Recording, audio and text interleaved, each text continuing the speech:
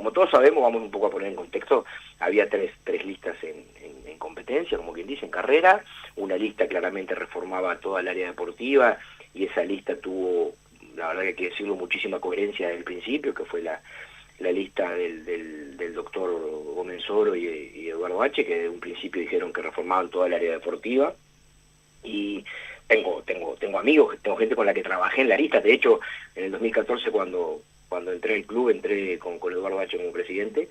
Esa lista siempre dijo que iba a reformar toda la deportiva, que no iba a contar con mis servicios, y eso fue claro. En el caso de la lista que terminó venciendo, yo tuve una reunión con Flavio, como él lo ha hecho público, lo ha dicho muchas veces personalmente, donde nos sentamos, porque tenemos una relación que va más allá de, creo que son 16, 17 años de amistad, y me manifestó que lo que pretendía en ese momento era no contar conmigo en el cargo de gerente deportivo.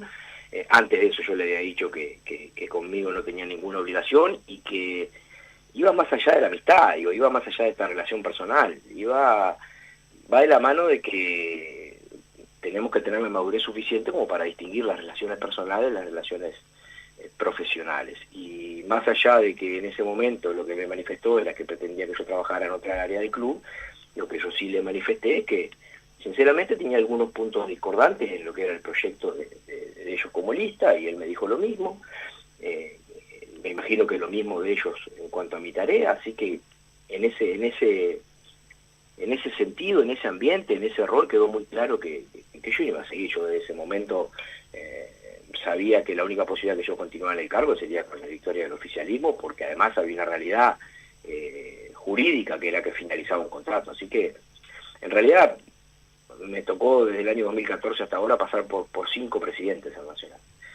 Muchas veces se me vencían los contratos, muchas veces las nuevas directivas me lo renovaban, muchas veces mis contratos continuaban de una gestión a la otra, pero yo sinceramente traté siempre de abstraerme y tomarlo como una gestión totalmente profesional. No es mi persona, los gerentes deportivos en general no tenemos ese poder de decisión en un club, y menos del tamaño de Nacional. Sí somos asesores vinculantes, es decir, no vinculantes, y nosotros entregamos informes técnicos, participamos de la decisión, pero no tenemos la última palabra. Ahora, puntualmente con esto que me estás planteando del cambio de entrenadores, por supuesto que uno analiza como punto débil y como cosa a revisar dentro de su tarea, no el cambio de entrenador, sino el haber elegido en algún momento algún entrenador que después hubo que modificar. Porque muchas veces los cambios de entrenador terminaron con un éxito deportivo. Muchas veces los cambios de entrenador terminaron con el campeonato uruguayo logrado. Nosotros tenemos un entrenador que en los últimos años es el que más campeonatos ha logrado, como es Álvaro Gutiérrez, y que está considerado un ídolo para la institución, y bien merecido lo tiene, que ha logrado eso gracias a esas decisiones que tomó la directiva de sacar a algún entrenador en un momento y ponerlo a él. Si vos me preguntás si estamos, yo como parte de un colectivo, pero te voy a hablar por mi persona, 100% satisfecho, o evaluamos como 100% positiva las elecciones de los entrenadores llegado el momento, en algún momento de estos años que yo tuve, te digo que no, que eso fue uno de los puntos débiles, y así lo teníamos más que analizado. En el caso personal de mi influencia en la contratación, creo que tengo en la interna, ¿no?, a favor que en contra. Si vos me decís a mí, me preguntás a mí qué marcaría como cosa a cambiar, y de repente no tendría que haber sido tan pasivo y tan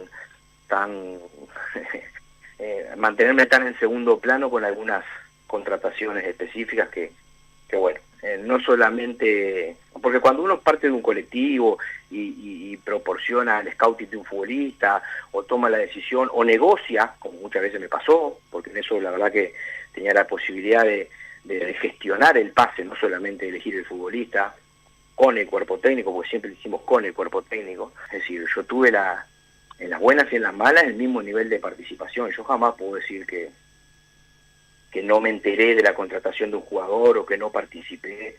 No.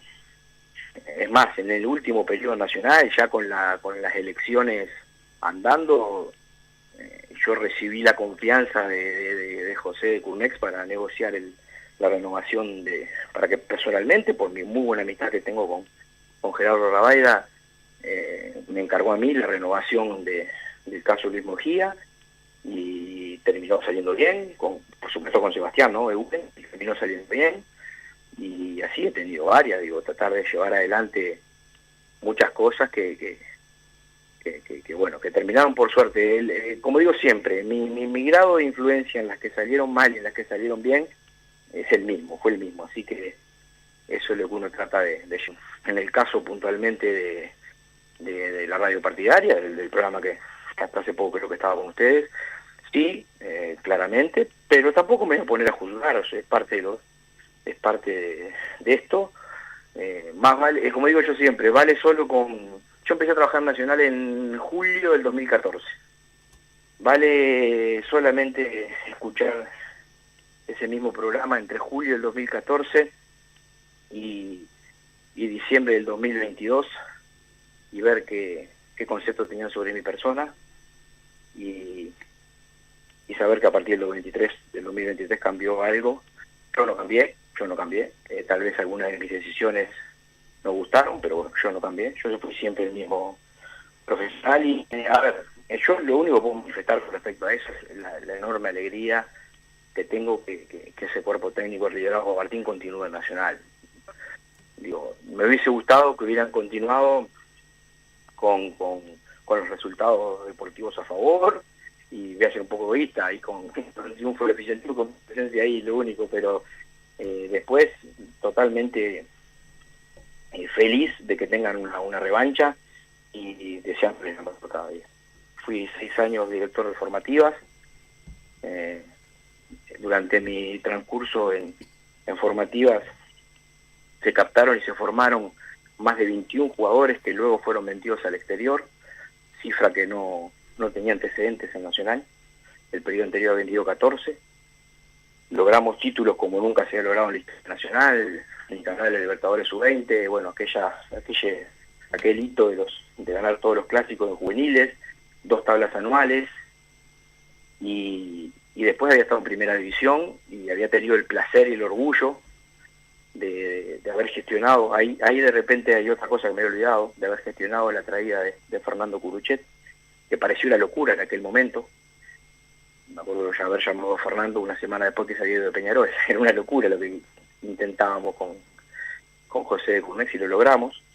Y siempre los lugares que tenían los jugadores de Nacional de juveniles eran los cupos que daba el armado de un plantel competitivo, y además, en el caso mío personal, que estaban juveniles, y coordinaba con Iván Alonso, con Alejandro Lembo, con Jorge Giordano, pasábamos horas y horas observando juveniles, lo hacíamos sabiendo qué juvenil, o creyendo saber qué juveniles podían dar la talla.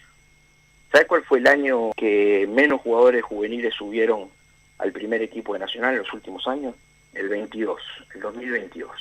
Subió un solo futbolista, Renzo Sánchez. Fue el único futbolista que subió al plantel principal. Habrán visto la poca cantidad de minutos que tuvo.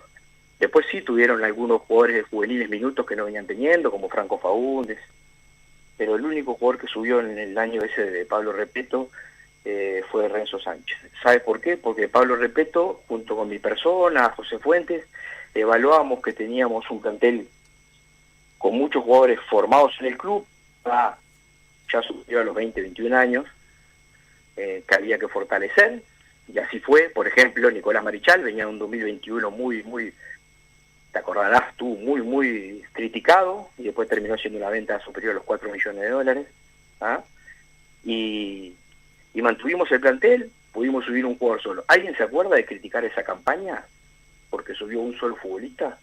Lo que se hizo con Leandro Lozano fue una negociación. No es que el Nacional Taramasco se levantó un día y dijo, vamos a ponerle esto porque... No, fue una negociación de un jugador que también, con Pablo Repeto en aquel momento, fue una grandísima incorporación.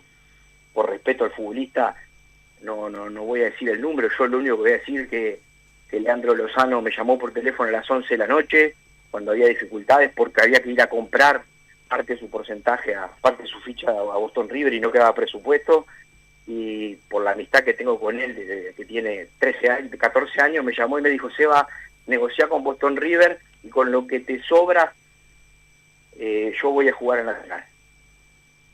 Y Leandro tenía ganas de tener una revancha. Vino a Nacional, vino por un salario menor o prácticamente igual al que ganaba en Boston River. A las 2 semanas José Fuentes me dijo que quería hablar con él, y antes de empezar el campeonato me acuerdo que le dio un aumento de sueldo, solo por lo que había visto de Leandro en los entrenamientos, y ya preveíamos que iba a ser. Ese contrato se venció, hubo que comprar el resto de la ficha en un dinero prácticamente menos de la mitad de lo que se vence hoy, no, bastante menos, un tercio de la mitad de lo que se vende hoy, y hubo que negociar una cláusula, porque Leandro ya tenía en aquel momento ofertas, y esa cláusula fue la que se terminó. Si es poco o es mucho, por supuesto que parece poco, pero por favor lo que pido es que contextualicemos cada vez que tenemos que opinar